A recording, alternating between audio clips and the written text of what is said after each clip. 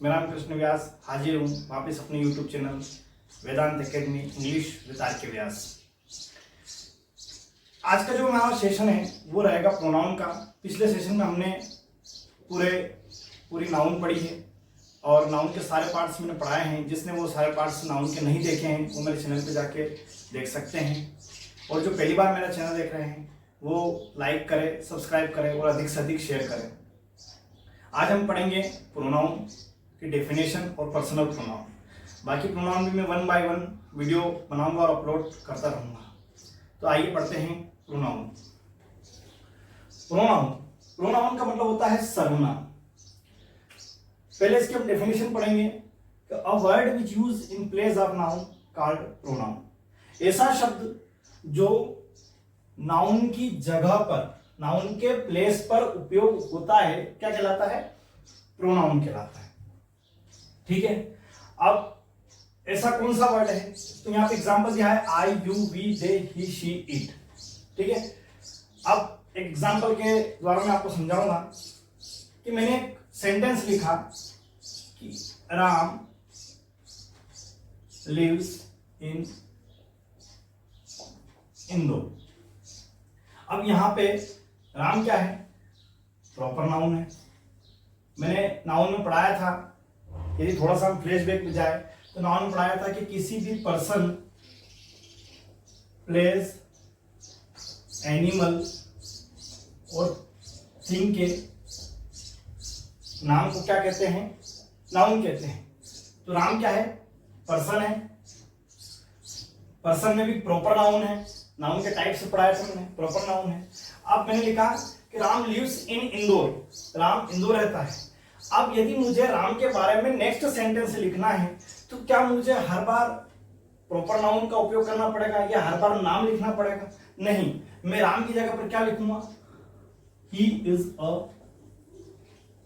Good boy. He is a good boy. अब मैंने राम की जगह क्या लिख दिया? ही। ठीक है, अब ही क्या हुआ यहां पे? प्रोनाउन। अब देखिए फिर से हम डेफिनेशन में जाते हैं। A word which use in place of noun. A word which use in place of noun, जो नाउन की जगह पर उपयोग में आता है। अच्छा, अब आप सोचोगे कि सर ही क्यों प्रयोग किया? तो देखो, ही मैस्कुलाइन जेंडर के लिए है, शी फेमिनाइन जेंडर के लिए है और इट न्यूटर जेंडर और एनिमल्स के लिए है। यहां पे राम क्या है? मैस्कुलाइन जेंडर है, मेल है, तो हमने ही यूज किया। यदि यहां पे सीता हो, यदि यहां पे नाम यदि होता सीता तो हम क्या यूज करते? शी। यदि यहां पे किसी जानवर का नाम होता तो हम क्या यूज करते? इट यूज करते। अब यहां पे नाम जो है किसका है? राम का, मतलब मैस्कुलाइन जेंडर है, इसलिए हमने यहां पे ही यूज किया। तो ये क्या हुआ? प्रोनाउन। ठीक है, अब सबसे पहले काइंड्स ऑफ प्रोनाउन में सबसे पहले हम पढ़ेंगे पर्सनल प्रोनाउन। मैंने एक चार्ट के द्वारा आपको person, subjective case, objective case, possessive case और पॉसेसिव प्रोनाउन समझाने का प्रयास किया है। सबसे पहले हम समझेंगे पर्सन, जिसके बाद हम केस समझेंगे। पर्सन क्या है? देखो, जब तक हम पर्सन नहीं समझेंगे तब तक हमें यह पता नहीं रहेगा कि वर्ब के साथ कौन से पर्सन के साथ कौन सी वर्ब लगेगी। जैसे मान लीजिए यदि मुझे वर्ब इज लगानी है या आर लगानी है या हैव लगाना है या हैज लगाना है, तो पहले मुझे जानना पड़ेगा कि फर्स्ट पर्सन सिंगुलर है या प्लूरल है या फिर थर्ड पर्सन सिंगुलर है, सेकंड पर्सन सिंगुलर है, सेकंड पर्सन प्लूरल है। ये सारी चीजें जब तक हम नहीं जानेंगे हम वर्ब का यूज नहीं कर सकते। तो सबसे पहले हमें क्या समझना पड़ेगा? पर्सन। पर्सन में फर्स्ट पर्सन, सेकंड पर्सन और थर्ड पर्सन, 3 पर्सन होते हैं। फर्स्ट पर्सन जो बात कर रहा है, सेकंड पर्सन जिससे बात कर रहा है सामने वाला, और थर्ड पर्सन जिसके बारे में बात कर रहा है। इसको हिंदी में बोलेंगे हम उत्तम पुरुष, मध्यम पुरुष और अन्य पुरुष। आपने हिंदी में पढ़ा होगा उत्तम पुरुष, मध्यम पुरुष और अन्य पुरुष। उत्तम पुरुष जो बात कर रहा है, या प्रथम पुरुष भी बोलते हैं इसको, मध्यम पुरुष जिससे बात कर रहा है सामने वाला, और अन्य पुरुष जिसके बारे में बात कर रहा है।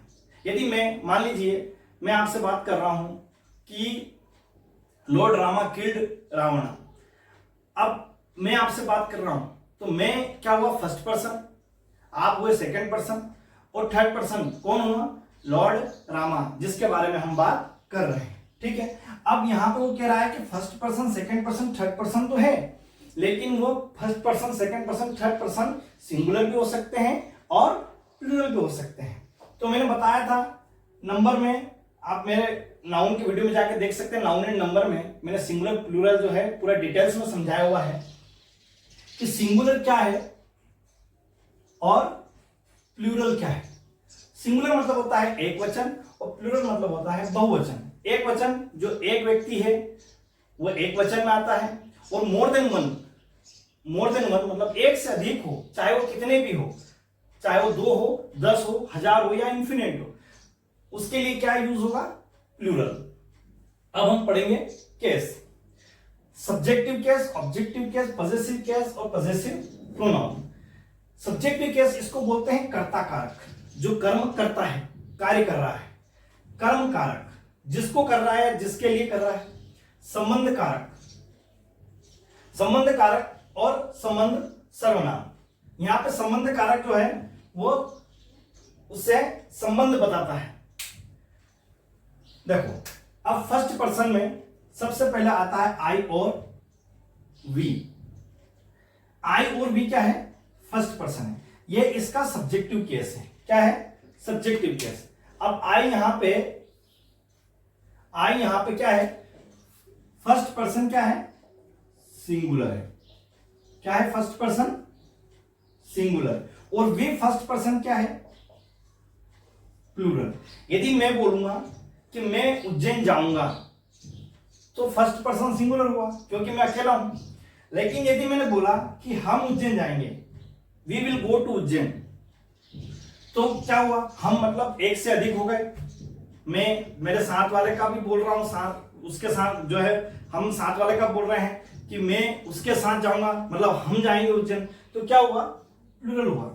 अब सब्जेक्टिव केस में आई और वी, ऑब्जेक्टिव केस में आई का हो गया मी और वी का हो गया अस। पॉसेसिव केस में आई का हो गया माई, वी का हो गया अवर। पॉसेसिव प्रोनाउन में आई का हो गया माइन और वी का हो गया अवर्स। ये चार्ट ध्यान रखना, ये बहुत ही इंपॉर्टेंट चार्ट है, ये सभी दूर काम देगा। मैंने अभी बताया टेंस में और प्रोनाउन में तो साथ काम देगा ही सही, लेकिन टेंस में भी इसका बहुत महत्वपूर्ण योगदान है। अब सेकंड पर्सन में यू जो है वो क्या है, सिंगुलर भी है और प्लूरल भी है। मतलब सिंगुलर एक वचन में भी आता है और बहुवचन में भी आता है। कैसे, यदि मैं बोलूंगा, यदि किसी एक विद्यार्थी को यदि मैं बोलता हूं कि तुम होमवर्क करके लाना, इंडिविजुअली, यदि पर्टिकुलर में किसी एक विद्यार्थी को बोल रहा हूं कि तुम होमवर्क करके लाना, रवि तुम होमवर्क करके लाना, राहुल तुम होमवर्क करके लाना, तो मैंने किसको बोला, सिंगुलर, मतलब पर्टिकुलर किसी एक व्यक्ति को बोला। लेकिन यदि मैं पूरी क्लास को बोलता हूं, होल स्टूडेंट्स को जो क्लास में बैठे हैं, कि तुम करके लाना सभी, तो वहां पे क्या आएगा, प्लूरल। ठीक है, तो जहां पे हम एक व्यक्ति के लिए बोलते हैं वो सिंगुलर, और जहां पे एक से अधिक के लिए बोलते हैं प्लूरल, तो उसके लिए दोनों के लिए क्या यूज होगा, यू। ऑब्जेक्टिव केस में यू का यू ही रहेगा, पॉसेसिव केस में यू का यूअर, और पॉसेसिव प्रोनाउन में यूअर्स। अब थर्ड पर्सन मैंने बताया था कि अन्य व्यक्ति जिसके बारे में बात हो रही है। थर्ड पर्सन सिंगुलर भी होता है और प्लूरल भी होता है। ही थर्ड पर्सन क्या है, सिंगुलर है। शी थर्ड पर्सन सिंगुलर है। इट थर्ड पर्सन सिंगुलर है, और दे थर्ड पर्सन क्या है, प्लूरल है।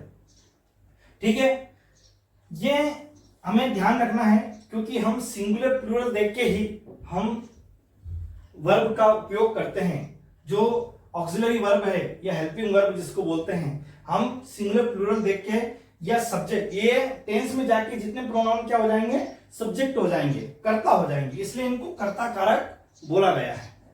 ठीक है, तो हमको ये ध्यान रखना है कि कौन सा फर्स्ट पर्सन सिंगुलर है, कौन सा फर्स्ट पर्सन प्लूरल है, कौन सा सेकंड पर्सन सिंगुलर है प्लूरल है, और कौन सा थर्ड पर्सन सिंगुलर प्लूरल है। ठीक है, अब यहाँ पे ही का क्या हो गया, हिम, हिज और हिज, शी का हर, हर्स, इट का इट, इट्स, और दे का देम, देयर और देयर्स। आपको ये चार्ट याद रखना है, आप कॉपी में इसको नोट डाउन भी कर सकते हैं, और इसको माइंड में जरूर रखना कि जहां भी यदि मैं बोलूं कि थर्ड पर्सन सिंगुलर, ही थर्ड पर्सन सिंगुलर है, तो आपको तुरंत याद आ जाना चाहिए। और यदि मैंने बोला कि ऑब्जेक्टिव केस में ही का क्या हो जाएगा, तो आपको तुरंत याद आ जाना चाहिए कि ऑब्जेक्टिव केस में ही का हिम हो जाएगा।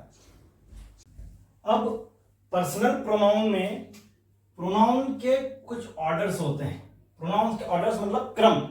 प्रोनाउन को यदि एक से अधिक प्रोनाउन होती है यदि सेंटेंस में, तो उसको कैसे रखा जाता है, क्योंकि जनरली इसमें से बहुत सारे क्वेश्चंस मैंने बताया पर्सनल प्रोनाउन में जनरली सब्जेक्टिव केस से इस तरह से क्वेश्चन पूछे जाते हैं।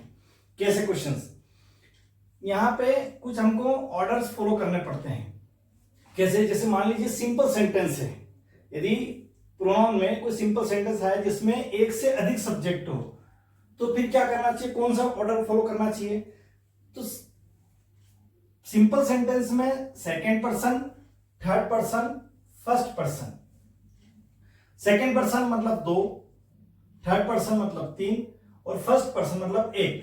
इसलिए हमें याद रखना है कि सिंपल सेंटेंस में कौन सा फॉर्मूला है, 231, 2, 3, 1। यदि ये 231 आपको याद है तो आप वहां पे मिस्टेक नहीं करेंगे। मैंने एक वाक्य लिखा, you, I and he have to help her. क्या ये सेंटेंस सही है? You second person, okay, I first person आ गया, चूंकि हमें फॉलो क्या करना है ऑर्डर, ये वाला 231 मतलब यहां पे थर्ड पर्सन बाद में आया, थर्ड तो यहां आ गया, मतलब ये वाक्य क्या हुआ, रॉन्ग हुआ। एग्जाम में ऐसा ही सेंटेंस आएगा, यू, आई एंड ही, और आप कंफ्यूज हो जाओगे, आप बोलोगे यार वाक्य तो सही है लेकिन ये वाक्य रॉन्ग है। वाक्य कौन सा सही है, you second person, he third person and I first person. अब देखिए मिल रहा है, मतलब वाक्य सही है, तो ये वाक्य सही है, ये सेंटेंस सही है, मतलब हमें ऑर्डर कौन सा फॉलो करना है, 231। लेकिन यदि मान लीजिए उसने 3 नहीं दिया, चलो 231 है, अब उसने 3 सब्जेक्ट नहीं दिए और 2 ही दे दिए, तो क्या करना है, तो भी हमें सिंपल सेंटेंस में यही ऑर्डर फॉलो करने हैं। यदि 2 दे दिए सेकंड पर्सन और थर्ड पर्सन, तो यही ऑर्डर फॉलो करना है। यदि उसने दे दिया कि सेकंड पर्सन और फर्स्ट पर्सन, तो भी यही ऑर्डर फॉलो करना है कि सेकंड पहले लिखना है और फर्स्ट पहले बाद में लिखना है। यदि उसने दे दिया कि थर्ड पर्सन और फर्स्ट पर्सन, तो भी हमें यही ऑर्डर फॉलो करना है, थर्ड पर्सन और फर्स्ट पर्सन। मतलब हमें ऑर्डर जो यहां पे लिखा है वो हमें छोड़ना नहीं है। सिंपल सेंटेंस में देखो मैंने बताया यू एंड ही, तो you second person and he third person. देखो सेकंड पर्सन और थर्ड पर्सन वेंट टू स्कूल। यहां पे you and I second person first person, second person first person, मतलब हमें ऑर्डर फॉलो यही करना है सिंपल सेंटेंस में। परंतु जब वाक्य में दोष, भूल, पाप, जिसको बोलते हैं मिस्टेक, फॉल्ट, गिल्टी, सिन या टिफ, यदि ऐसे वर्ड हो या ऐसे अर्थ बताते हो, ऐसा मीनिंग प्रकट कर रहे हो, जैसे शब्द आए या अर्थ प्रकट करे, तो क्रम क्या होगा, 1 2 3। अब क्रम क्या बदल जाएगा, पहले तो 2 3 1 था, अब क्रम क्या हो जाएगा 1 2 3। कब, जब जहां पे शब्द आते हैं दोष, भूल, पाप, या इंग्लिश में मिस्टेक, फॉल्ट, गिल्टी या फिर सिन, टिफ, ऐसे वर्ड्स यदि आए सेंटेंस में, तो ऑर्डर कौन सा फॉलो करना है हमको, 1 2 3 वाला। जैसे यहां पे लिखा है एक सेंटेंस में आई, ही एंड यू, तो आई फर्स्ट पर्सन, ही थर्ड पर्सन और यू सेकंड पर्सन। क्या ये ऑर्डर फॉलो कर रहा है 1 2 3 का, या तो 1 3 3 2 हो गया, मतलब ये क्या सेंटेंस क्या है, रॉन्ग है। हमें सही बनाना अब क्या करना पड़ेगा, हमें फर्स्ट पर्सन पहले, फिर सेकंड पर्सन और फिर third person, first person, second person और थर्ड पर्सन। अब 1 2 3 हो गया ऑर्डर फॉलो, 1 2 3। मतलब हमें क्या करना है कि ऑर्डर फॉलो करना है। कब, जब पाप, मिस्टेक, फॉल्ट, गिल्टी, सिन ऐसे वर्ड्स आए। अब फिर जैसे हमने इसमें देखा, ऐसे इसमें भी कि यदि 3 प्रोनाउन यूज ना करते हुए उसने 2 ही करी तो भी हमें ऑर्डर छोड़ना नहीं है। यदि फर्स्ट पर्सन हुआ और सेकंड पर्सन 2 ही हुआ तो हमें फर्स्ट पर्सन पहले लिखना है, फर्स्ट पर्सन पहले लिखना है और सेकंड पर्सन बाद में। यदि उसने फर्स्ट पर्सन दे दिया, 2 पर्सन दे दिया, फर्स्ट पर्सन और थर्ड पर्सन, तो भी हमें ऑर्डर फॉलो करना है। सेकंड, थर्ड, तो हमें यही ऑर्डर फॉलो करना है। देखो यहाँ पे आई एंड यू, फर्स्ट पर्सन और सेकंड पर्सन। देखो फर्स्ट पर्सन और सेकंड पर्सन आर गिल्टी, मतलब वाक्य राइट है। आई एंड ही मतलब फर्स्ट पर्सन और थर्ड पर्सन। देखो फर्स्ट पर्सन और थर्ड पर्सन, मतलब सेंटेंस सही है। You and he second person third person, second person third person, मतलब सेंटेंस सही है। तो हमें ध्यान रखना है कि ऊपर वाला जो सिंपल सेंटेंस है उसमें ऑर्डर 2 3 1 रहेगा। 2 3 1, 2 3 2 1 और 3 1, मतलब पूरा इससे ही चलेगा। और उसी में यदि मिस्टेक में यदि कोई, या जैसे यहां पे देखो आप I and you are guilty, word आया गिल्टी, तो हमने कौन सा ऑर्डर फॉलो किया, 1 2 3 वाला। मिस्टेक वाला आया तो हमने 1 2 3 का फॉलो किया। गिल्टी का आया तो भी हमने, और सीन का आया तो भी हमने 1 2 3 का ऑर्डर फॉलो किया। लेकिन ऊपर के सेंटेंस में ऐसा कुछ नहीं है, सिंपल है, इसलिए हमने कौन सा ऑर्डर फॉलो किया, 2 3 1 का। ठीक है।